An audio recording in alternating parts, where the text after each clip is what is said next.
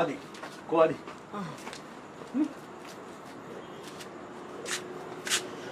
ගා මට උඹට දෙයක් කියන්න තියෙනවා හරි කොහොද බා මේ ගෙටාප් එකට ඉස්සෙල්ලා ඉඳ ගන්න කේපංකෝ. ඌට මොනවා ඉඳ ගන්න කියන්නද මොකක්ද ප්‍රශ්නේ ඈ මොකද බං කියපංකෝ අපිත් බය වෙනවනේ.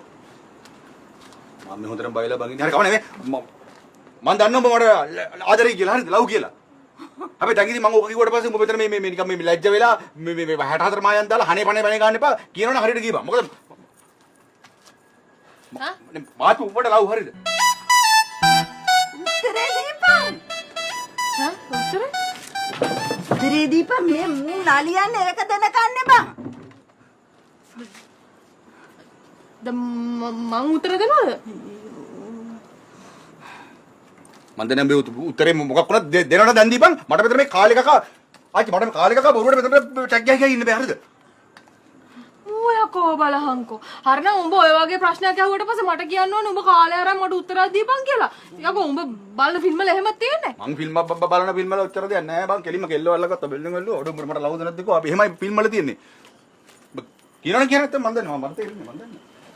මං කියන්නේ යකෝ මේක මාර කියලා නොහොම ලව් දාහනවා මොන රටේද එහෙම අහන්නේ.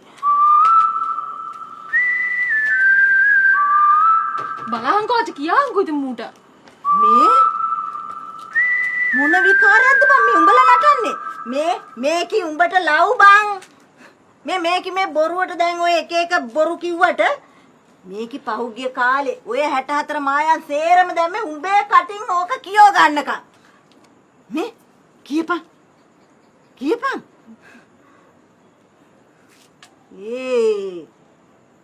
මුන්ට ලව් කරන්න මම උගන්නන්න එපා යකෝ. ඕන මගුලක් කරගන්න.